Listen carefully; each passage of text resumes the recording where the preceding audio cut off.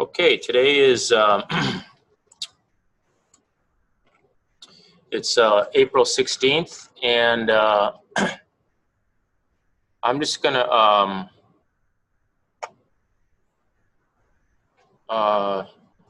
do the chapter 9 slides today, and you know we're getting into some pretty theoretical stuff now. Chapters 9 and 10 are kind of theoretical. It's definitely stuff that you need to know. It's like terminology and so on. It's like, you know, it's like we're going more into classes. You know, classes are what we create objects from. Classes have properties, and we restore data, and then you got some methods that kind of connected inside of classes and so on, and you create new instances of classes and objects and so on. You should know all that stuff from a theoretical standpoint, and you should know the terminology.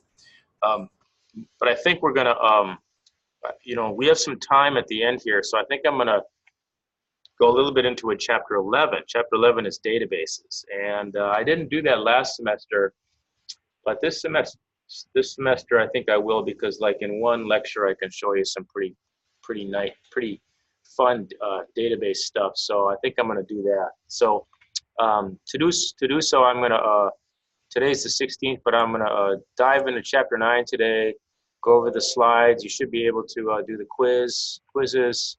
I am going to have an assignment, a multi-form assignment, but it's just going to be taking the assignments that you've had so far and kind of making them all into one assignment, and having the different forms of the other assignments be different classes in one multi-form project.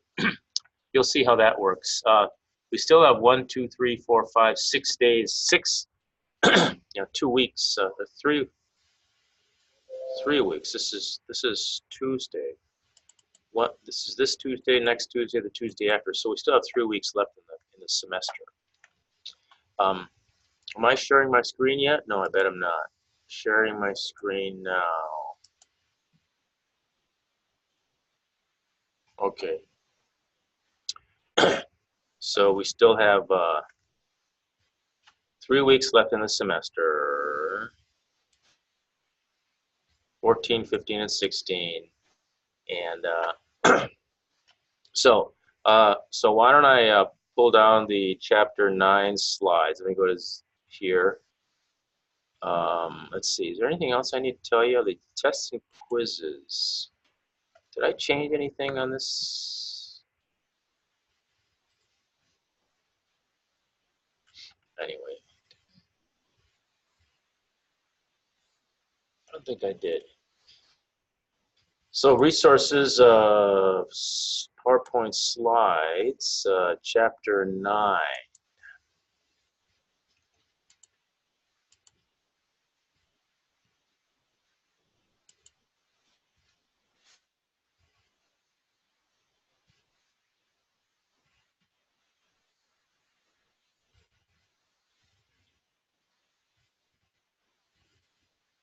Where are all the rest of my slides? Are they on thaw space?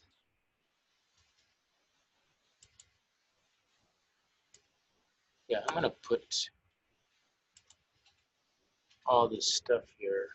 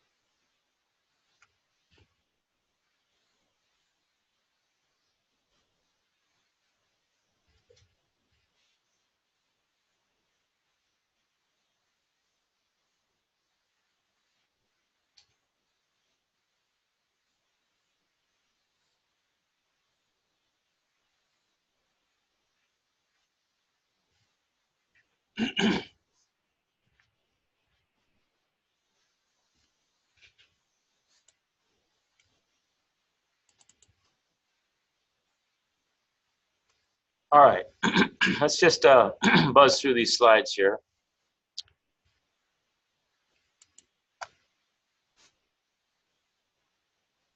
Okay, classes and multi-form projects. Okay, so the topics of this lecture today, we're going to talk about introduction to classes. Just, you know, we've been working with classes all semester, and now we're going to basically articulate what we know already in the terminology. So when you go off and talk to people about what you've learned in this class, you'll be able to use the right terminology. That's a criticism that people have when people are going to judge how much you know about this stuff. If you don't know the difference between an object and a class, and what properties are and what methods are, you know, they're just gonna, it's like they're looking for something to criticize you on, kind of, you know. So that's why this is important, and it helps you sort of understand, you know, it's a way of sort of categorizing all of this, you know, categorizing the topic, I guess. So classes, properties, parameterized constructors and overloading. What that means, so you can have you know, a method, or no, you can have a class do different things by the way that you call the class. Storing a class type object in arrays and lists. You can store objects of a class. You can have an array of objects, you know, and objects are defined by a class, so you can have an array of objects and lists of objects. Finding classes and their responsibilities in a problem. You can. It's having to do with debugging and so on, and then creating multi-forms in a project. So a class is a blueprint for an object. Okay, so a class does not, you know, allocate any space. It doesn't take up any space. It's not until you create an instance that it actually sets aside space. So a class can have like 10 properties, and each property is one integer. Okay, so let's say you've got a class, and inside the class you got 10 integers, 10 properties, and all have different names, and each of one can hold an integer. The class itself does not take up any space. It's when you create an instance of the class that takes up the space. And you can create more than one instance of the same class, in which case it takes up, you know, that much more space. So if you create 3 instances of a class, you have 3 objects. Still have just one class, though. So a class is a blueprint for an object. It describes a particular type of object, yet it is not an object. It's kind of like, you know, blueprint is a good term. It's kind of like, you know, in the house, my house in my neighborhood, you know, it's looks like this, looks a particular way. It was built based on a set of blueprints. And if you go down a half a block and turn right and go down, you know, 3 more houses, you look there and there's exactly the same house. Okay, it's facing, my house kind of faces south, I guess, and that other house kind of faces west. So, you know, so my house is an instance of the blueprints that define my house. So my house is an object. My neighbor Clifton has the same house as I have, except for it's, you know, facing a different way. Same set of blueprints, a different object. So that's the analogy. A class specifies fields and methods of a particular type that the particular object can have. You can think of fields as bedrooms. You know, you can think of you know, methods as you know, we both have solar. You know, so you can think of the heating system, or generation of electricity as a method or something. I don't know, just maybe I'm carrying this too far. But anyway, one or more object can be created from a class. So one or more house can be created from the set of blueprints. And I bet you if I looked hard enough in my little subdivision there, I might find another house that I haven't looked. I might find another house that's just like my house. Each object created from a class is called an instance of the class. So to create a class, you can create a class by writing a class declaration. The generic form is you've got this thing that looks like this. It says class, and it might say public static or something, some qualifiers in front of it, class name, and then you've got these member declarations. And the member declarations can be like integer, they can be like methods, constants, all those things that can go inside of a class. The class header, constructors also. The class header is the first line. It starts with the keyword class, followed by the name. You have member declarations, which define fields, properties, and methods. And it's going to contain a constructor, at least one. And that's a special method that is automatically executed when an object is created. So when you want to create an instance of a class, it's the constructor that executes. And the constructor may have some default values in there, or maybe when you invoke the constructor to create an instance of the class, you might pass it some parameters. So here we have defining a class called coin, and we've got a private field in there called its string is called side. The name of it is called side up. It's going to be yes or no, I guess. And then you have this constructor. So if you want to create an instance of a coin, you call this constructor, and the side up property or the field is going to default to heads. So it's going to be heads or tails, I guess. And then you've got this method here, which is which is a toss.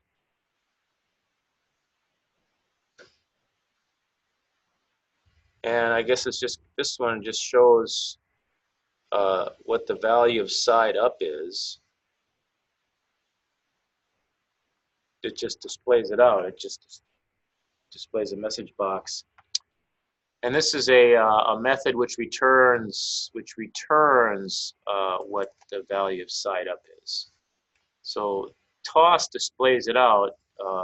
Get side up just it returns it. And so here's how you would create an instance of the coin. You want to create this is the name of the object, a name of this particular instance of it, and we're going to call it my coin. Starts with lowercase m and my and then coin, capital C. And what kind of object is it? Well, it's a coin object. It's a member of the coin class, which we just defined back up here. And this is the constructor here. We're going to say we want to create a new coin class, and we're invoking this constructor here, the coin constructor, and so that's how you do it. And we've done this plenty of times. My coin is the variable that references an object of the coin class. The new keyword creates an instance of the coin class, and the equal operator assigns the reference that was returned from the new operator to the coin, my coin variable. So this actually creates the new object, and it's going to return returns a reference. It's going to be stored in here. And this is going to be a coin. It's going to refer to a coin. That's why you put this coin word here. Defines it as a type. The type is a coin type. So once the coin object is created, you can access members of the class like this. So you have this, you created this object called myCoin, that's this up here, and you know, we want to display out whether it's what the side up is, and so we can invoke this method here because it comes along when we create this coin class. It comes with it, and so this is the method that's invoked when we do this. In C#, you have the flexibility in choosing where to write the class declarations. To create the coin class, you can save the class declaration in a separate .cs file, or you can add the coin class next to the form1 class inside the form1.cs file. So, you know, you can, so it's got to go into a CS file, .cs file, but you can put it in its own separate .cs file, or you can just put it right into the same .cs file as the form1.cs file. So here's an example of when you put it in a separate .cs file. And so when you do that, at the very top of the file, you got to say what the namespace is. It's going to be the same namespace as what's in this one here, this form1.cs. And then you're going to actually this is in the form1. This is an example of it in the form1.cs file. So this refers to this right here. So we have all this other stuff here, but then we just throw the class definition right inside this file like that. Perfectly legal thing to do.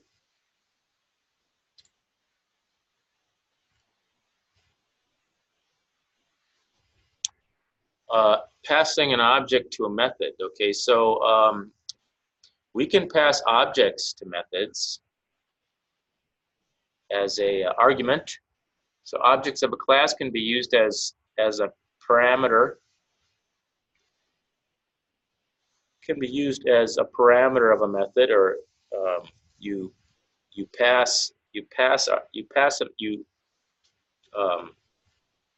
when you call a method, you pass it an argument, and when you define a method, you define the parameters of the method.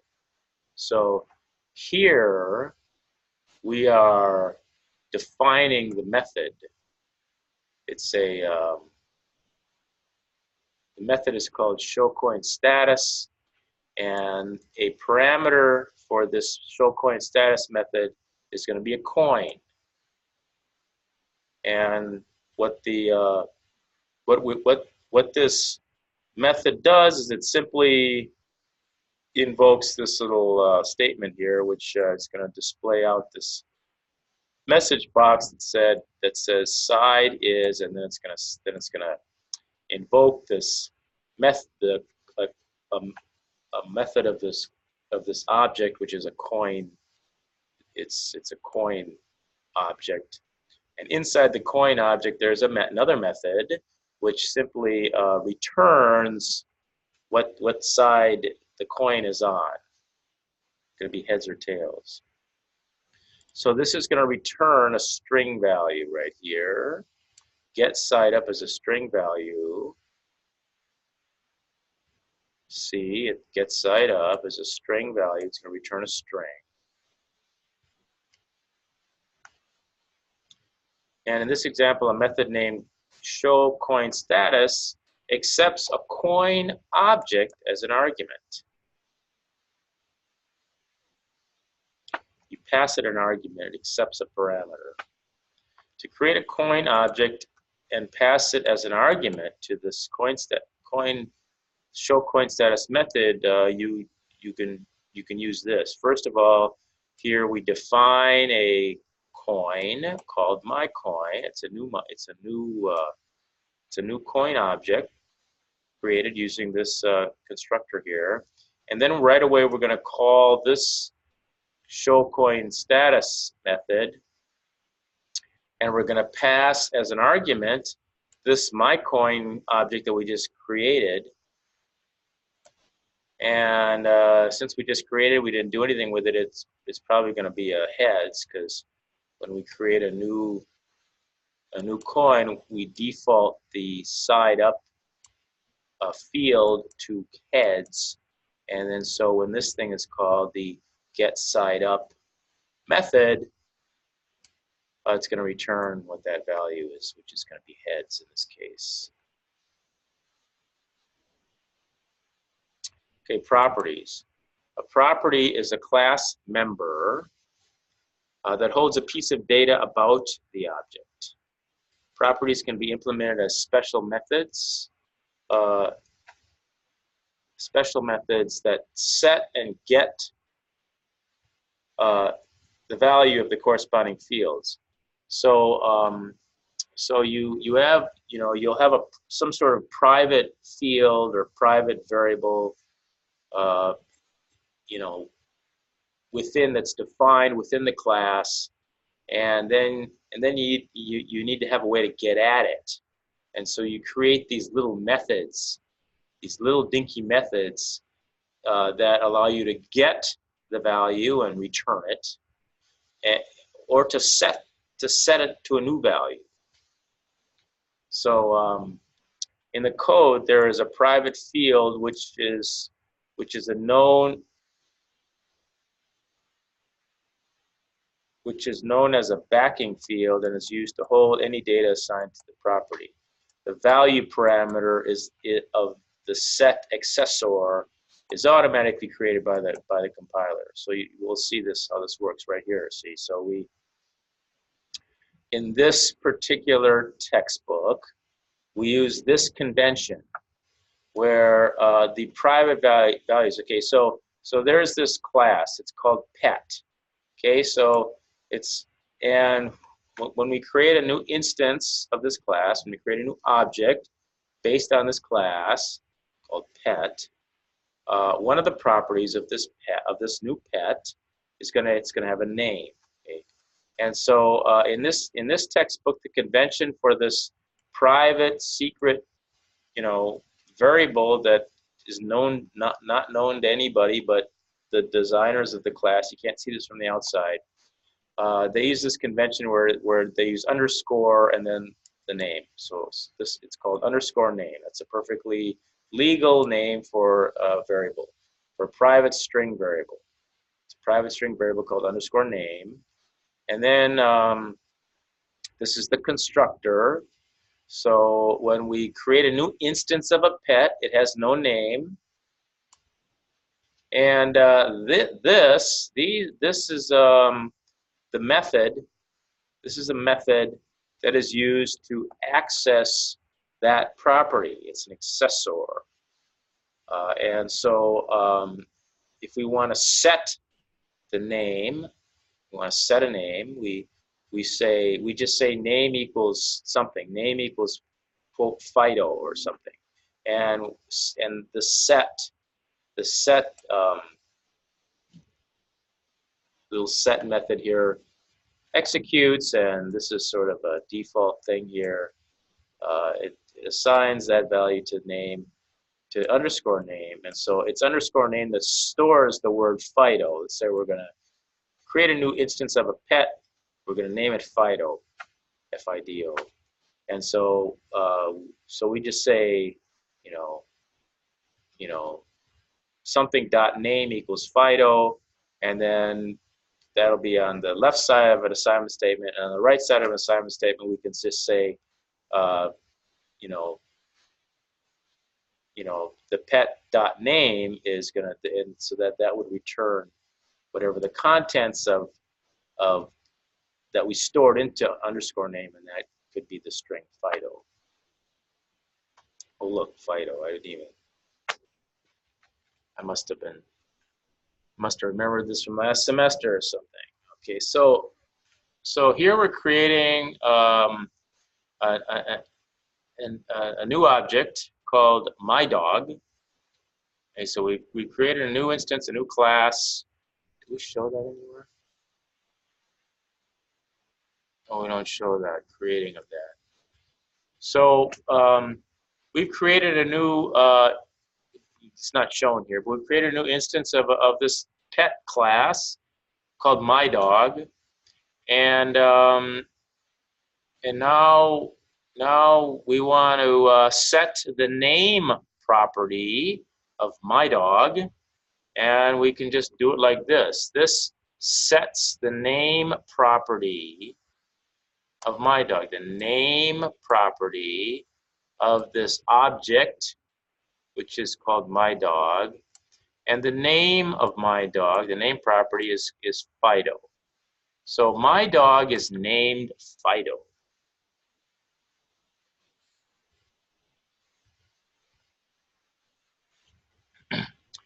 And if we want to, so this sets the name to Fido. It's uses the set part here. And if we ever want to get back out, you know, what the name property is, it's this get part that is what get accessor is what makes that happen. The private backing field, as this textbook calls it, is a variable that stores a value assigned to the property, which is the backing fields that is associated with it. Is declared to be private to protect it from accidental corruption. If a backing field is public, it can then be accessible directly by the code outside the class without the need for these accessors, without the need for the get and set accessors. So these get versus set methods. The get method, if not empty, is a method that returns the property's value because it has a return statement. It does. Oh yeah, it does. It is executed whenever the property is read. So when we have this property on the right side of an assignment statement, it means you're reading it out. It's the return statement is executed, which, you know, returns the value. The set method, if not empty, sets the value stored in the backing field and assigns this value to the property. It has this implicit parameter named value. So you don't see it as a parameter or anything, but you use it in the code when you're defining the set method. It's executed whenever a value is assigned to the property. So here, for example, here we have a property called diameter. We have a property called diameter, and the what do they say? The backing field, the private backing field is this underscore diameter. That's the private backing field, and this is the get method, which will return the value that was stored into this backing field. And if you want to assign the diameter property, you just have it on the left side of an assignment statement, and when you assign it, have an equal sign there. This set method is invoked, and this implicit value parameter, which is going to be whatever the right side of the assignment statement evaluates to, the expression evaluates to, that value gets assigned to this underscore diameter backing field. A read-only property can be read but cannot be modified. So it would not have a set. To set a read-only property, simply do not write a set method for the property. So if we want it to have a property, but we don't want it to change it, don't want to allow changing it, maybe we will not allow initializing it. Like let's say you have a class called human, and you create a new instance of a human, which sort of represents a human, And when you create a new instance of the human, you might want to set the color of the eyes. And then after that, you don't want to be able to change it. You don't want anybody to be able to change the color of the eyes. But you might want people to be able to read what the color of the eyes are. So in a case like that, you would not have a set method. So we have these auto properties here. Sometimes a property simply gets and sets the value of a backing field without performing any other operation. So we can do something like this.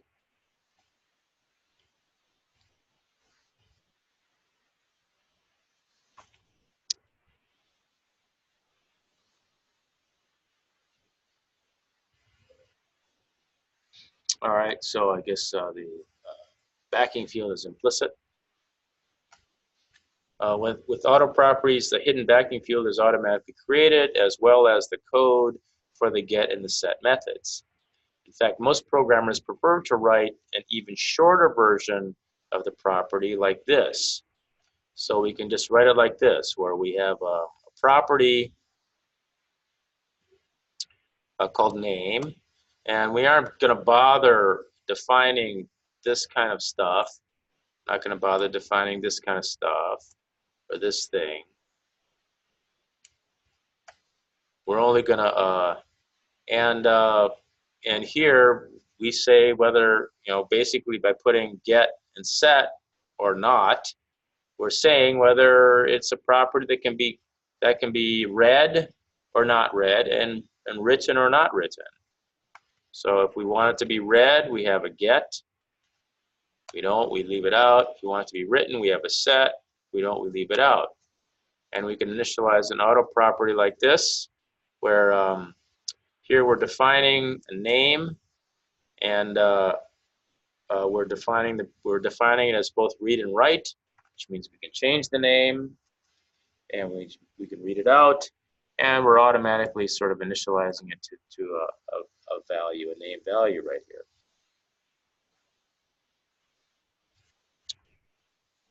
So here's an example of read-only properties. If you leave out the set keyword in an auto property, it becomes read-only, like this.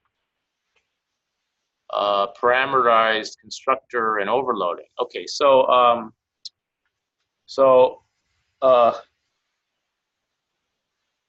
these constructors, you can make constructors have parameters. So when you actually create a new instance, you're passing it property values right off the bat, and you don't have to have separate assignments. So in fact, you don't even need you don't even need the get set, accessors if you do it that way. If you're just going to create a new instance of something and you're not going to change certain properties, once you've created it, you can do it like this, where you have a parameterized constructor, pass the values when you're creating the new instance, and then have it be that from then on. And so there's that, parameterized constructors.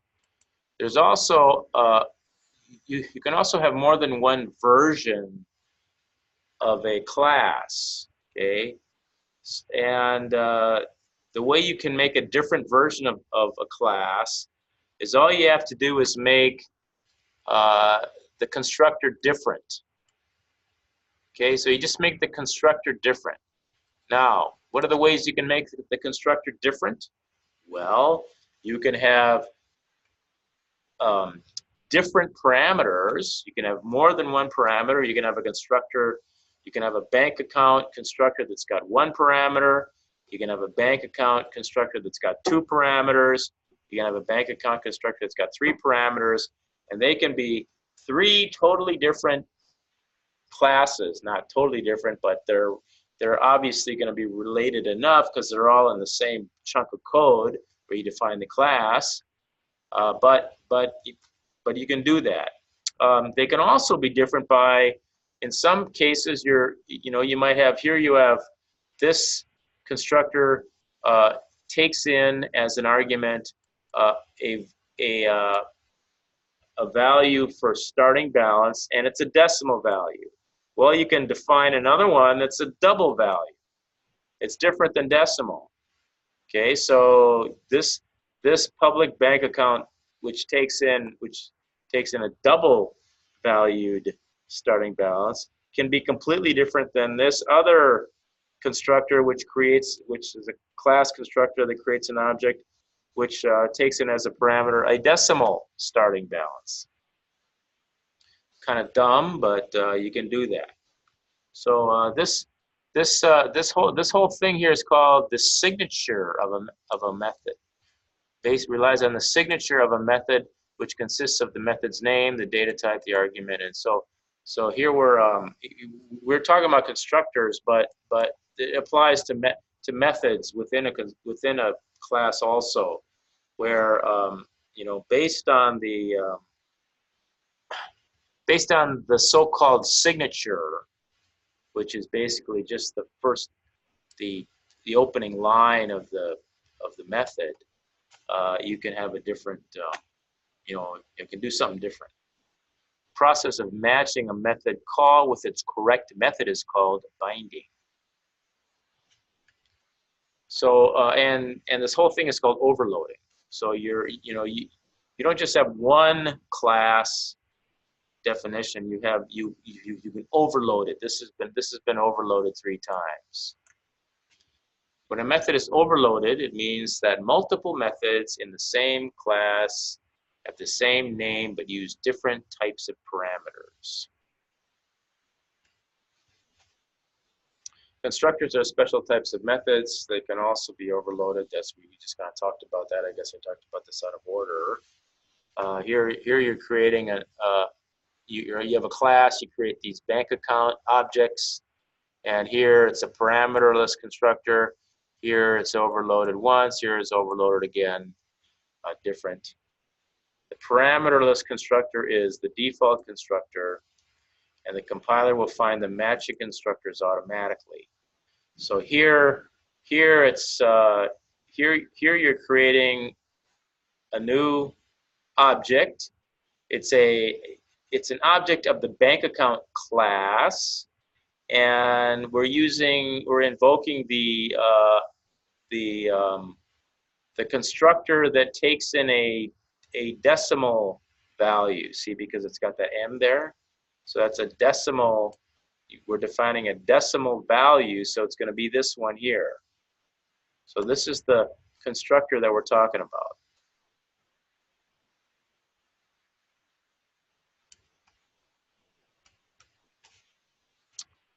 Storing class type objects in an array of lists.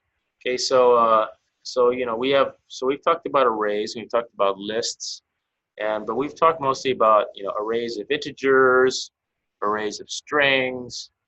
Well, we can have arrays of objects that are of a particular kind of class. So here we have objects are instances of a class. Objects that are instances of a class can be stored in an array. So here we have this. We have an array of cell phones.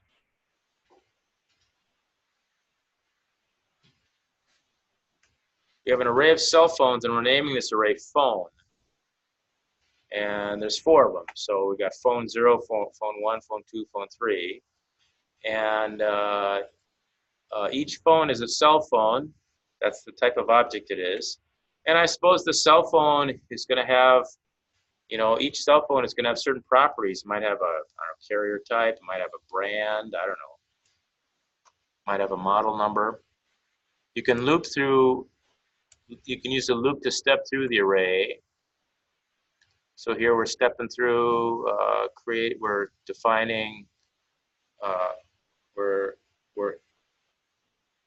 assigning each array element, each phone's array element. This is not right. Should not be phone. So it should be phone. It should not be here.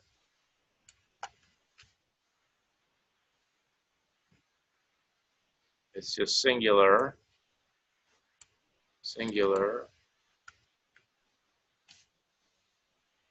Initializing array elements. There's other. You can initialize them all the other ways that you can initialize arrays. You recall this initializing array. You can do it this way, where you just say we're going to create 4 of them here. You got to create 4 new cell phone objects, and they're going to be assigned to these array phone 0, 1, 2, and 3. Same with bank accounts. We're going to create an array of bank accounts called accounts. And we're creating, one of them is going to have $1,000 in it. The other one's going to have 2,000, 3,000, 4,000. And these would be doubles because they don't have M's after them. Create a list. Create a list of cell phones. We're going to call it phone list. And so here we're going to, here we're talking about each object of a cell phone class needs an instance of cell phone class to hold data. So anyway, so we've defined this new. Okay, so we have this class called cell phone. We're creating a new object, a new instance of a cell phone. We're going to call it my phone, and this actually creates this new instance of my phone using this cell phone constructor. These are the properties. There's a brand, there's a model, and there's a price. To add the cell phone object to the list, we can do it this way. So these are lists, yeah. And so to add a new object to a list is like this. You use the .add method. Phone list is a list. It's a list. And there's this add method that you can use to add something to a list. And this adds this my phone object, which we have just created.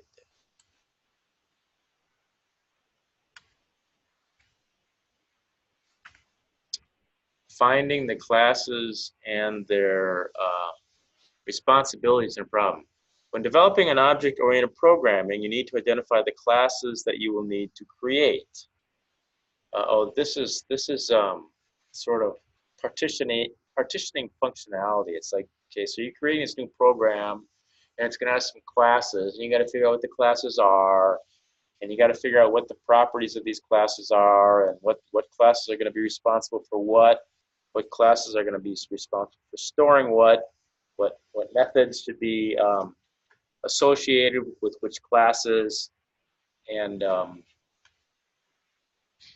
one simple and popular technique involves the following steps.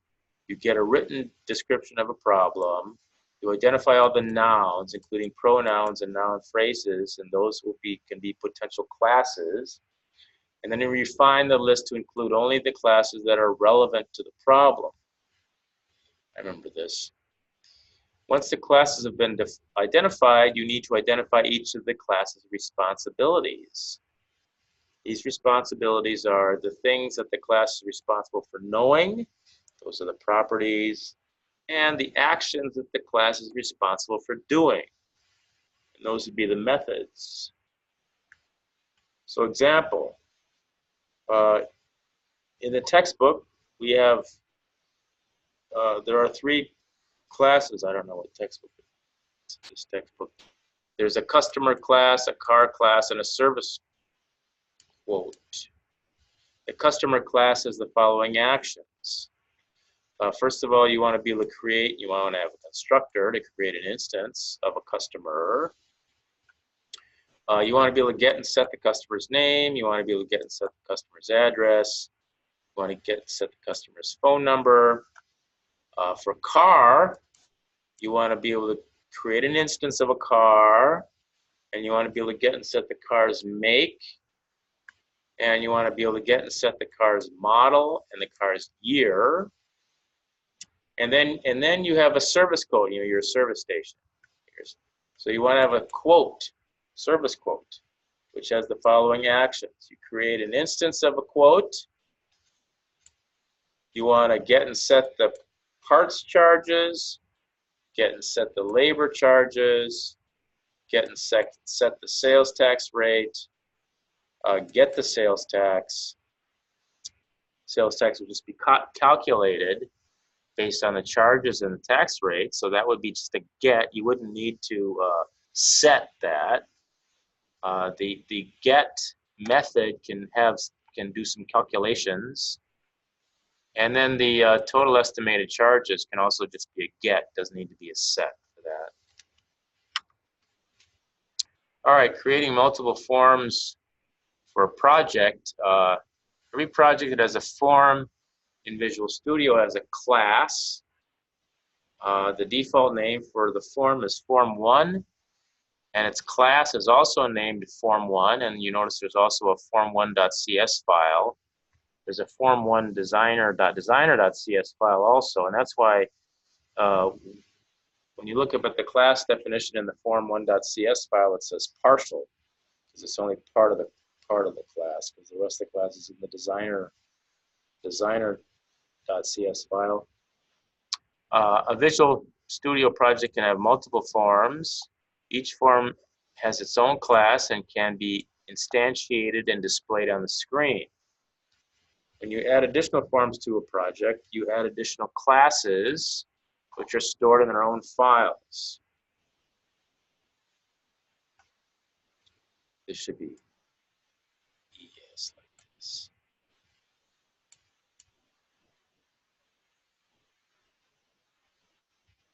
When you create an event handler for the specific form's controls, you write them as methods in that particular form's class, obviously. And to display a form in your application, you need to first create an instance of the form's class. So you have a form called error form. So you have a form called error form. It's got an errorform.cs file, errorform.designer.cs file, and you want to create a new instance of it because you want to pop it open. And so you got to create a new instance of it like this. You got to have a name for it. So let's call it my error form. So this code declares a reference variable named my error form. It's a reference to the class. We were able to pop it up by doing this. So a form has got this show dialog method built into it, and so when we invoke that show dialog method of this object that we just created of the error form class, it just pops it up on the screen in front. It creates an object of the error form class in memory and assigns a reference to that object right here, my error form. And after creating the instance, you can use the show dialog method to display it up by just executing this statement here. The show dialog method displays the form on the screen and gives that form the focus.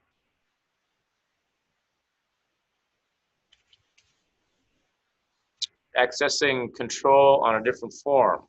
So you have one form and you have another form, and you want to access stuff on some other form.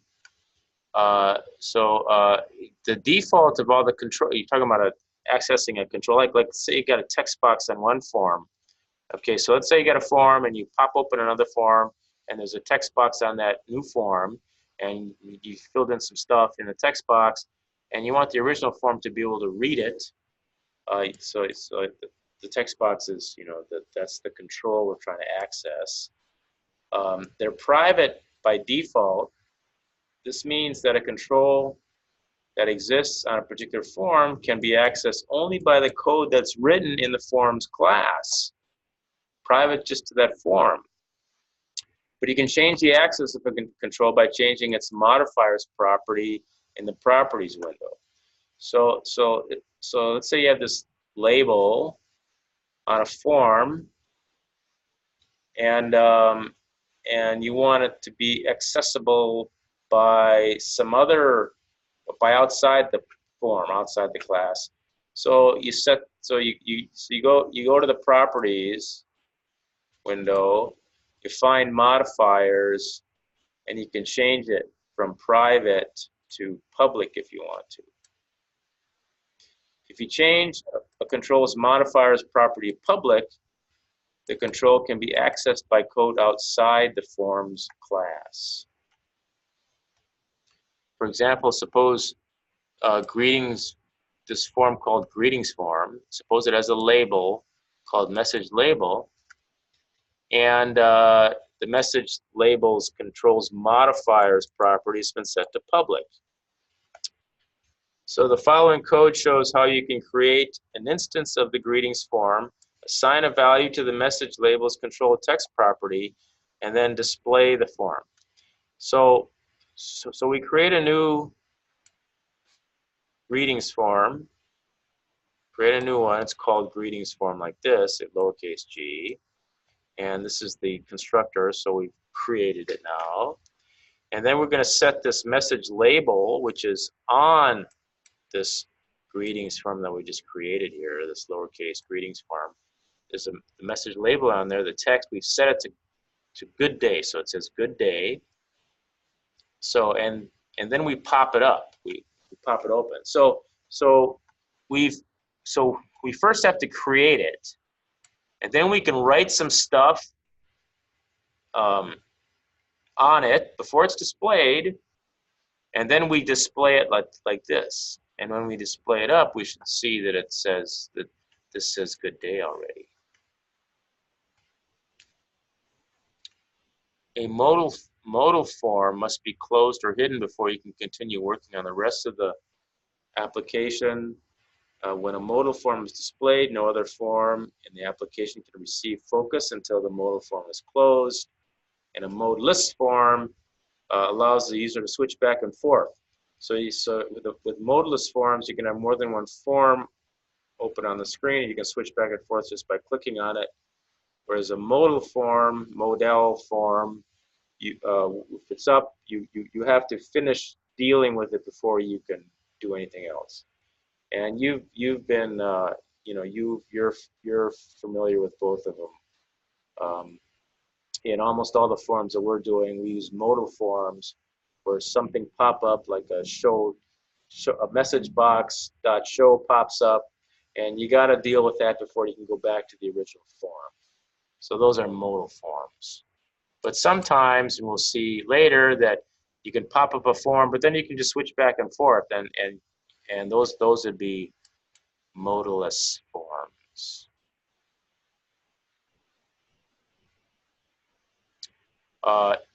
In a modal form, statement next to the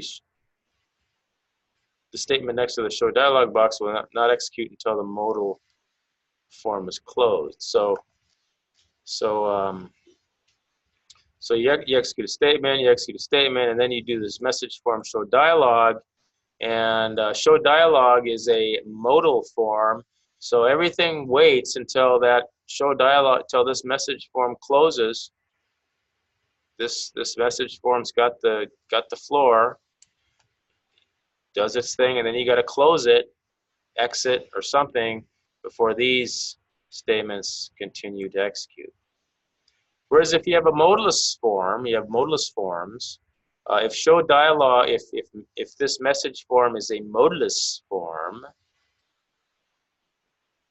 then it just the message form pops up and it's there for the user to enter stuff in, but also these statements continue to execute.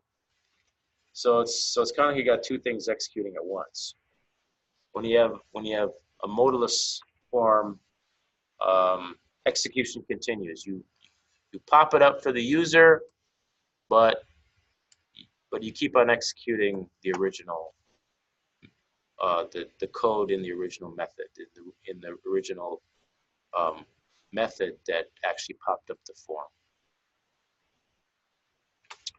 So anyway, that's chapter 9.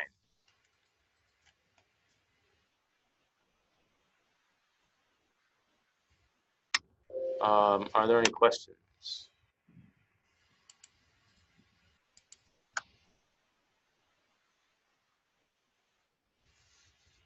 there any questions? All right, very good. So next time we'll start something new. I'll maybe do a quick review of 10, and well, I'm gonna make a small assignment, a small multi-form assignment for you, just so you can get some experience with that. You know, declaring a new instance of a form and doing show dialog to pop it up, do experiment around with modeless forms and so on. And then we have some time left to do a little bit of database stuff. Kind of fun. Database is kind of fun.